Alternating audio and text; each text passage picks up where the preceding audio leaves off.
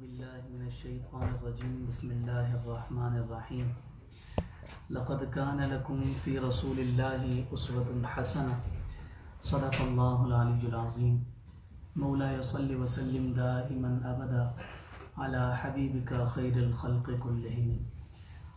मुअज़्ज़ज़ और मोहतरम सामीन गिरामी क़द्र, सबसे पहले तो माह रबीउल अव्वल शरीफ के मुबारक चाँद की आप सब अहबाब को ढेरों मुबारक।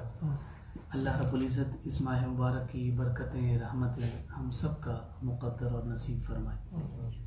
जैसा कि आपके इल्म में है कि अल्हम्दुलिल्लाह गुज़िश्ता साल भी हमने विलादत मुस्तफ़ा करीम सल्लल्लाहु अलैहि वसल्लम के इस अज़ीम मौका पर 12 रोज़ में हमने हुज़ूर अलैहिस्सलातु वस्सलाम की मुकम्मल सीरत मुबारका का इहाता करने की कोशिश की थी।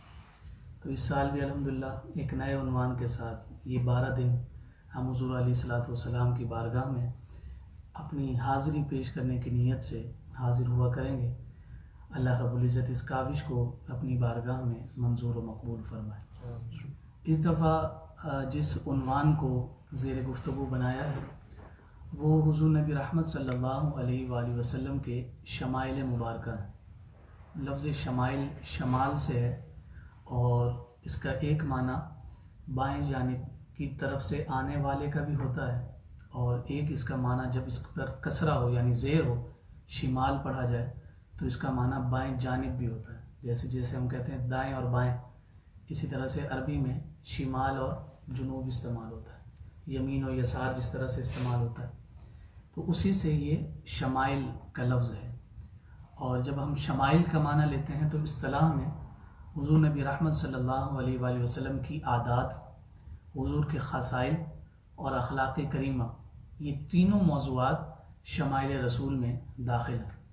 और जब इन तीनों का हम तज़किरा करते हैं तो इसमें आक़ाए कायनात सल्लल्लाहु अलैहि वसल्लम के ज़ाहिर व बातिन के वो खूबसूरत उमूर सारे नुमायाँ होकर हमारे सामने आ जाते हैं।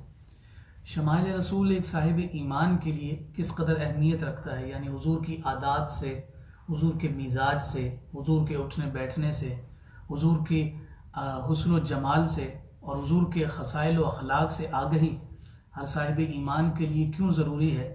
तो उसके लिए अल-मवाहिबुल लदुनिया में ज़िक्र किया है कि हुज़ूर की सिफ़ात जलीला यानी हुज़ूर के शमाइल से आगही, इसका सबसे बड़ा नतीजा ये निकलता है कि शमाइल रसूल के तज़किरे से साहिब ईमान के दिल में मोहब्बत रसूल बढ़ती है।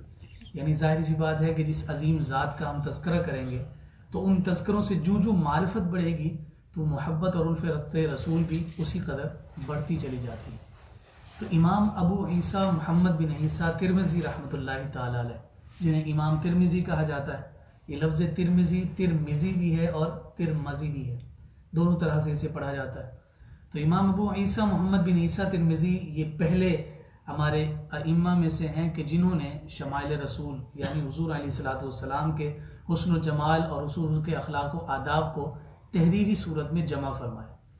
उसके बाद से लेकर अब तक शमाइल रसूल पर बहुत कुछ लिखा गया, लेकिन ये लाजमी अमर है कि इमाम अबू ईसा मोहम्मद बिन ईसा के बाद जिसने भी लिखा या जिसने भी तज़किरा किया तो इनकी किताब शमाइल तिरमिज़ी हर एक के लिए, यानी यूँ समझिए कि एक माखज़, एक मर्जे और उम्महात कुतुब में शुमार की गई। यानी जो ओरिजिन बना और जो बुनियाद बनी, जो फाउंडेशन बनी, वो आपकी किताब शमाइल तिरमिज़ी बनी। इस पर बहुत सारे अइम्मा ने लिखा, बहुत मशहूर किताबें, अल्लामा इब्न हजर मक्की ने इस पर कलाम किया है, इमाम जलालुद्दीन सुयूती रहमतुल्लाहि ताला अलैह ने बाकायदा इस पर पूरी तिरमिज़ी पर जो है ना यानी उसकी तफसीर को ज़हरतुल हमाइल के नाम से ज़िक्र किया है। इमाम मनावी ने इस पर कलाम किया है, मौलाना किफ़ायत अली काफ़ी ने अशार की सूरत में बहार खुल्द के नाम से किताब लिखी है। इसी तरह से अनवार गौसिया है, ख़साइल नबवी अल्लामा ज़करिया सहारनपुरी रहमतुल्लाहि ताला अलैह की, ये सारी किताबें हुज़ूर के शमाइल पर मुनहसर हैं।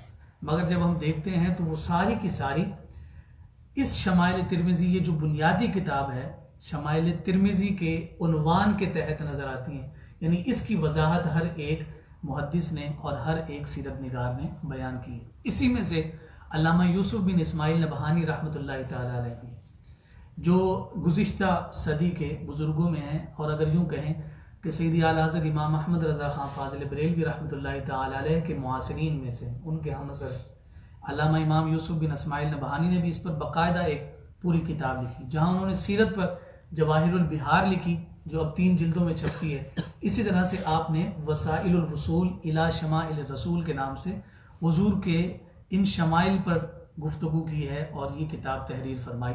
लेकिन इसकी भी बुनियाद यही शमाइल तिरमिज़ी बनी, यानी इस हदीस मुबारक की किताब में इमाम तिरमिज़ी ने जो किताब तरतीब दी, इसमें जितनी अहादीस हुजूर अलैहिस्सलातु वस्सलाम की आदात व खसाइल के हवाले से आई, उसी को उन्होंने बढ़ाया, उसी की तफसीर, उसी की तशरीह और उसी की तौज़ीह फरमाई। तो अब अगर हम इजमाली तौर पर निगाह डालते हैं तो ये जो बुनियादी किताब, चूँकि सारी किताबें इसी के रेफरेंसेस के तौर पर, ये रेफरेंस के तौर पर इस्तेमाल होती है, सारी किताबें इसकी वजाहत हैं, तो इसमें इमाम तिरमिज़ी ने टोटल 55 अबवाब जिक्र फरमाए, 55 बाब हैं, यानी 55 उन्होंने टॉपिक्स बनाए हैं मुख्तलिफ, जिस पर उन्होंने मुख्तलिफ अहादीस को जमा किया। मिसाल के तौर पर आक़ाए कायनात सल्लल्लाहु अलैहि वसल्लम के बैठने की आदत, इस पर जो अहादीस थी उनको जमा फरमाया। आक़ाए कायनात सल्लल्लाहु अलैहि वसल्लम जब चलते थे तो हुजूर के ख़राम में नाज का क्या अंदाज था, उन अहादीस को जमा किया। इसी तरह से आक़ाए कायनात सल्लल्लाहु अलैहि वसल्लम के बाल मुबारक का तज़किरा फरमाया, तो उस पर पूरा एक बाब जिक्र फरमाया। तो ये टोटल 55 टॉपिक्स उन्होंने जिक्र किए। अब एक एक टॉपिक में और एक एक बाब में बहुत सारी अहादीस हैं, तो हम अगर एक एक हदीस को भी हर बाब से लें तो इन 12 दिनों में मुकम्मल होना मुश्किल और दुश्वार नज़र आता है। तो इसलिए जो तरतीब और जो तरीक़ाकार इंशाअल्लाह हम इख्तियार करेंगे वो ये होगा कि हर एक निशिस्त में, हर एक मजलिस में हम 3 से 4 अबवाब लेंगे और उनमें से जो चीदा बातें जिक्र करने की हैं उनका तज़किरा करके मुख्तलिफ उन्वानात को ज़ेर बहस लाकर हम कोशिश करेंगे कि 15 से 20 मिनट के दरमियान, और फिर इस 12 दिनों में पूरे 55 अबवाब को कम से कम हम उनके नाम हमारी ज़बानों पर आ जाएंगे। उनमें से एक एक हदीस भी अगर हम जिक्र करते चले जाएं तो इंशाअल्लाह एक बहुत बड़ा ज़ख़ीरा हमारे यहाँ जमा हो जाएगा। तो आज की जो गुफ्तगू है वो जो पहला बाब आपने जिक्र फरमाया, बाबू मा जा फ़ी ख़ल्क़ि रसूलिल्लाहि सल्लल्लाहु अलैहि वसल्लम, हुज़ूर अलैहिस्सलातु वस्सलाम के सरापा मुबारक का पूरा इजमाली जायज़ा इस बाब में लिया गया। बाकी आगे सारे के सारे इसकी मज़ीद वजाहत में होंगी। यानी अगर किसी से पूछा गया कि हुजूर का सरापा कैसा था, यानी सर तपा हुजूर कैसे लगते थे, तो फिर वो जो मुख्तसर अल्फाज में जिन साहबा ने हुजूर के सरापा को जिक्र किया उन अहादीस को इन्होंने बयान किया। यानी हुजूर अलैहिस्सलाम का चेहरा मुबारक कैसा था, हुजूर के हाथ मुबारक कैसे थे, हुजूर की हथेली की नरमी कैसी थी, वो इजमाली जायज़ा इस बाब में जिक्र किया गया। इसमें एक बुनियादी जो हदीस मुबारक है वो जनाब सैयदना अली मुर्तज़ा रज़ियल्लाहु ताला अन्हु से रिवायत है, और एक रिवायत जो है हज़रत बरा बिन आज़िब रज़ियल्लाहु ताला अन्हु, एक हदीस मुबारक उनसे मरवी इस बाब में मौजूद है। और इसी तरह से हुजूर नबी रहमत सल्लल्लाहु अलैहि वसल्लम की पहली ज़ौजा मोहतरमा यानी हज़रत सैयदा खदीजतुल कुबरा के जो पहले शौहर थे, उनके से जो हुजूर अलैहिस्सलाम की औलाद थी, यानी सैयदा खदीजा जब हुजूर के अक़द में आई तो जो औलाद उनके साथ हुजूर अलैहिस्सलाम के घर में आए, उनसे एक हदीस मुबारक जो है वो मरवी है। उसका भी हम इंशाअल्लाह चंद अल्फाज पर उसका हम तज़किरा करें। सबसे पहले आक़ाए कायनात सल्लल्लाहु अलैहि वसल्लम के बारे में जो हज़रत बरा बिन आज़िब रज़ियल्लाहु ताला अन्हु ने जो कलाम फरमाया है, और उस कलाम में उन्होंने ये बात बतौर ख़ास ज़िक्र फरमाई है कि अलैहि हुल्लतुन हमराउ मा रअयतु शैअन क़त्तु अहसन मिन। यानी हुजूर के कद क़ामत का जितना भी तज़किरा किया जाए उस तमाम का खुलासा और खरक्स इन अल्फाज में। वो फरमाते हैं कि आक़ाए कायनात सल्लल्लाहु अलैहि वसल्लम के हुस्न और जलवों की अगर बात करते हो तो फरमाया कि हुजूर अपने बदन अक़दस पर एक धारीदार सुर्ख चादर रखा करते थे, और साथ फरमाते हैं मा रअयतु शैअन क़त्तु अहसन मिन।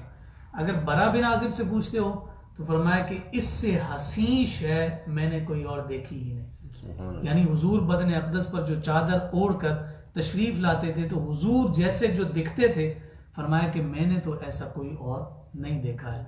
यानी हुजूर के हुस्न और जमाल पर आपने अपने कलाम को ख़त्म फरमाया कि इसका तज़किरा क्या करें कि इन जैसा ना पहले कभी था और ना ही बाद में कभी होना है।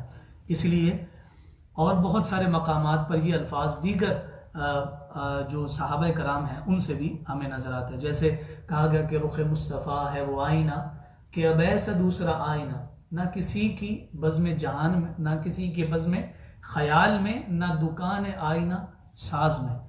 तो ये एक ही मिसाल अल्लाह रब्बुल इज़्ज़त ने हुजूर की ज़ात को बनाया, तो हुजूर अलैहिस्सलातु वस्सलाम की ज़ात को बेमिसल और बेमिसाल फरमाया गया।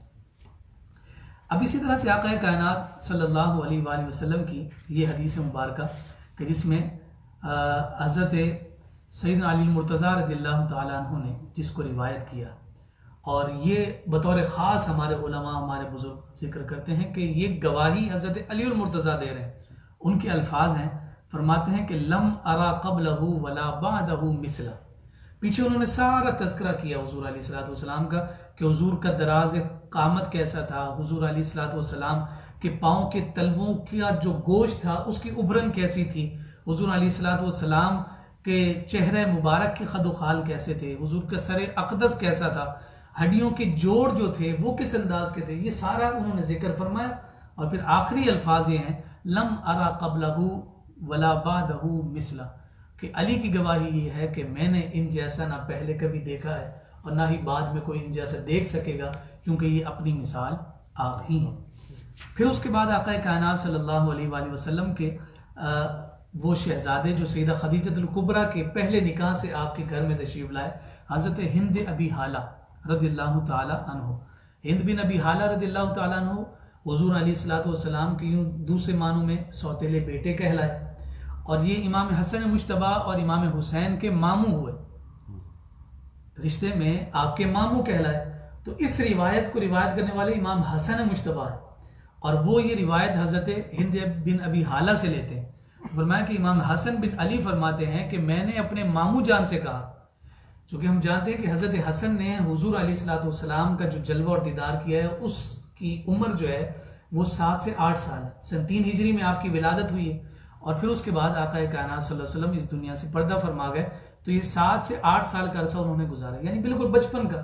तो गोया कि जब आप बड़े हुए तो हुज़ूर अलैहिस्सलातु वस्सलाम के कदमों पर निसार होने वाले सहाबा को देखा कि हुज़ूर के तज़किरे कैसा करते हैं, तो उन्होंने अपने मामू जान से पूछा कि आप बताइए कि हुज़ूर कैसे दिखते थे। तो इस पर फिर उन्होंने हज़रत हिंद बिन अबी हाला रज़ियल्लाहु ताला अन्हु ने पूरा तज़किरा किया। यहाँ मैं ये बात भी अर्ज़ करूँ कि जितने भी सहाबा ने हुजूर के हुस्न जमाल को जिक्र किया है, सबसे ज़्यादा हज़रत हिंद बिन अबी हाला रज़ियल्लाहु ताला अन्हु ने किया। अहादीस की मरवियात तो देखें तो बहुत सारे सहाबा ने हुजूर से रिवायत ली, मगर हुजूर के खदो खाल और हुस्न जमाल को दर्जन के करीब सहाबा ने जिक्र किया।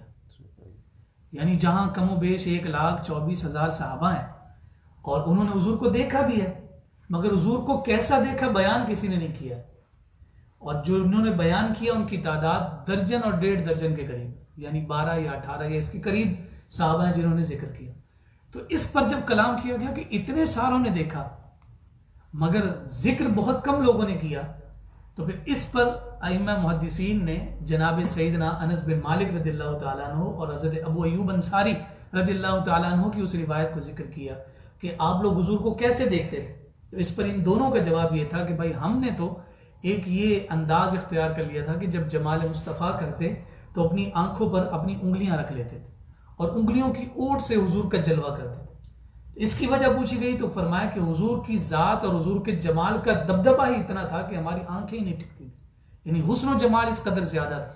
कहते हैं कि आंखें रख के हम उस ओट से हुजूर का दीदार और जलवा कर लिया करते। देखा तो सबने था मगर बयान करने की ताब किसी को नहीं थी, इसलिए बयान करने वालों का ये जो तादाद बिल्कुल मुख्तसर नजर आती है उसका सबब ये जिक्र किया गया। और दूसरा वो हदीस मुबारक भी हमारे सामने है कि जिसमें हुजूर अलैहिस्सलातु वस्सलाम ने खुद बयान फरमाया कि अल्लाह रब्बुल इज़्ज़त ने मेरे हुस्न को दुनिया वालों से छुपा कर रखा है कि अगर हुजूर अलैहिस्सलातु वस्सलाम को का हुस्न नुमाया कर दिया जाए तो कोई आंख देख ही ना सके।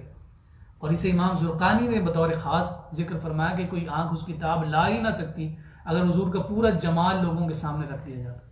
इसलिए कहा ना कि खुदा की गैरत ने डाल रखे हैं तुझ पे 70,000 पर्दे, जहां में बन जाते तूर लाखों जो एक भी उठता हिजाब तेरा। तो ये तो वो हुस्न जमाल है कि जो 70,000 पर्दों में छुपा हुआ सहाबा ने देखा। अगर वो जलवा लोगों के सामने नुमाया हो जाता तो फिर बताइए कि जनाब मूसा कलीमुल्लाह ने तो हुजूर की सिफाती तजल्ली का एक परतवा देखा था और वो बेहोश हो गए थे। तो हुजूर अलैहिस्सलाम तो अपने रब्बे जुल जलाल के नूर का अक्स और मजहर बनकर दुनिया में तशरीफ लाए। तो हुजूर का सारा अगर हुस्न सामने आ जाता तो फिर कोई भी आंख ताब ना ला सकती। इसीलिए जब इनसे पूछा गया हज़रत हिंद बिन अबी हाला रज़ियल्लाहु तआला अन्हु से, जब उन्होंने बाकी सब कुछ जिक्र फरमाया, एक जुमला जो उन्होंने जिक्र फरमाया वो बड़ा खूबसूरत और शानदार है। वो फरमाते हैं यतलअलउ वजहुहु तलअलउल क़मरि लैलतल बद्र।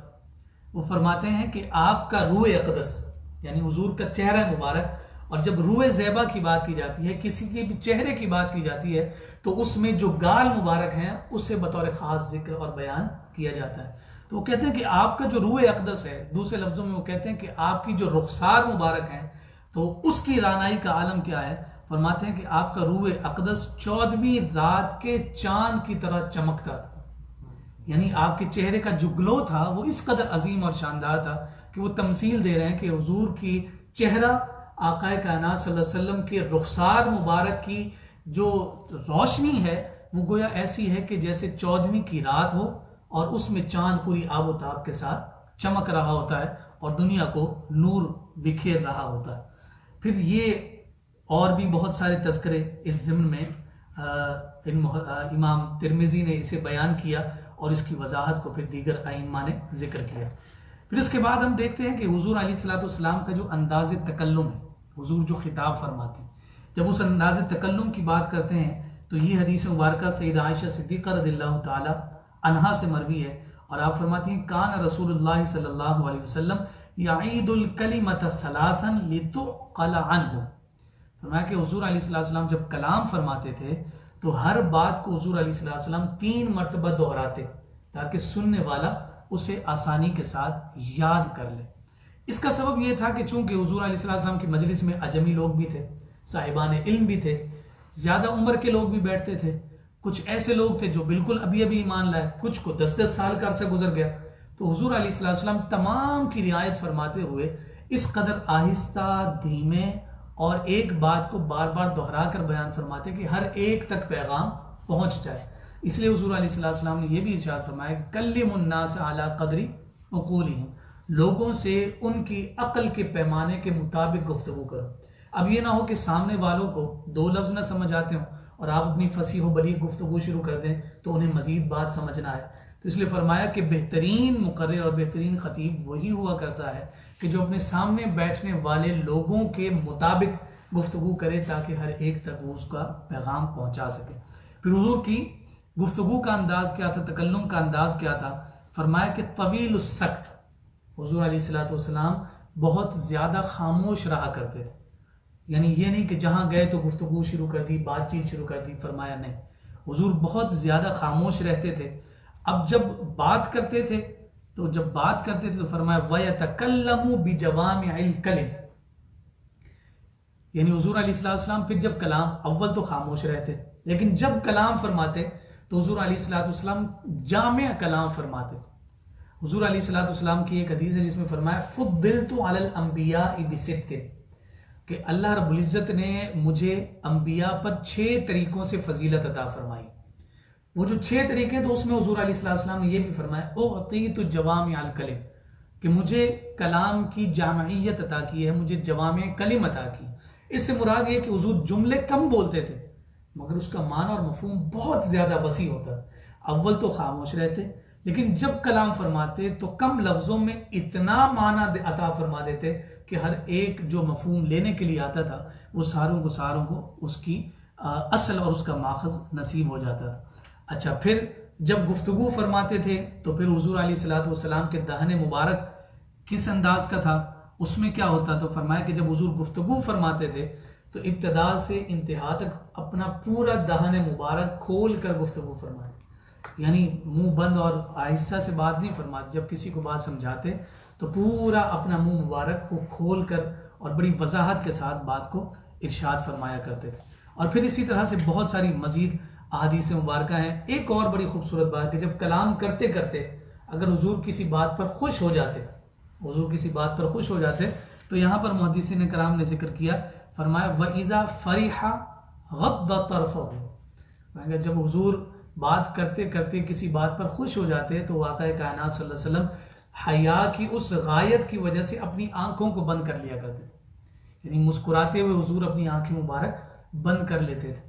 ये एक अदा जो हमें इस अंदाज में नजर आए। एक और बात जो जिक्र की हुजूर के कलाम के दरमियान की, फरमाया कि हुजूर अलैहिस्सलातु वस्सलाम कलाम करते करते जब अपने हाथों का इशारा देते थे तो फरमाया कि जब वो गुफ्तगू फरमाते थे तो हथेली को हरकत देते और साथ फरमाया कि उनको मिलाते और दाएं हथेली यानी ये दाएं हथेली बाएं हाथ के अंगूठे के पेट पर रखते थे इस अंदाज में। यानी गुफ्तगू करते करते हर एक का अपना अपना अंदाज होता है कि हम देखते हैं भाई फलां मुकर्रिर का अंदाज क्या है तो हम बताते हैं कि जनाब वो अपने हाथों को बुलंद करते हैं, कोई अपने हाथों को घुमा रहा होता है। तो हुजूर का अमल मुबारक क्या था, हुजूर अपने बाएं हाथ के अंगूठे की जो पुश्त है उसके जरिए से दाएं हाथ की जो हथेली है उसे बार बार इस अंदाज में ये हुजूर इशारा फरमाया करते थे। ये हुजूर की आदत मुबारक थी और बहुत सारी बातें इस ज़मीन में। तो पहली बात ये पता चली कि जब हुजूर कलाम फरमाते तो कलाम फरमाने से कबल ये है कि ज़्यादा वो खामोश रहते, अगर कलाम करते तो कम लफ्ज़ों में ज़्यादा बात कहते और फिर उसके साथ साथ आका कायनात सल्लल्लाहु अलैहि वसल्लम अपनी हाथों से इशारा भी फरमाते। गुफ्तगू के दरमियान आका कायनात सल्लल्लाहु अलैहि वसल्लम तबस्सुम भी फरमाया करते। जब हुजूर खुश होते तो गुफ्तगू के दरमियान अपनी मुबारक आंखों को बंद भी कर लिया करते थे। तो ये हुजूर अलैहिस्सलातु वस्सलाम की गुफ्तगू है, ये तकल्लुम है, गुफ्तगू है आम मजलिस की। जो हुजूर खुतबा इरशाद फरमाते थे तो वो खुतबा मुख्तलिफ अंदाज का होता, उस पर इमाम साहब यानी इमाम तिरमिजी तो कोई रिवायत नहीं लेकर आए, लेकिन दीगर अइम्मा ने जिक्र फरमाया कि जब मजलिस में होते तो हुजूर अपने आसा मुबारक से टेक लगाकर खड़े होते। किसी जिहाद के मैदान में हुजूर कलाम फरमा रहे होते तो हुजूर के पास जो नेज़ा होता उससे टेक लगाकर आका कायनात सल्लल्लाहु अलैहि वसल्लम तखातुब फरमाते और तकल्लुम फरमाया करते और इतनी बुलंद आवाज़ से फरमाते कि हर एक तक हुजूर अलैहिस्सलातु वस्सलाम का पैगाम पहुँच जाया करता था। अल्लाह रब्बुल इज़्ज़त हम सबको हुजूर अलैहिस्सलातु वस्सलाम की इन मुबारक आदात के फ्यूज़ व बरक़ात नसीब और मुक़द्दर फरमाए।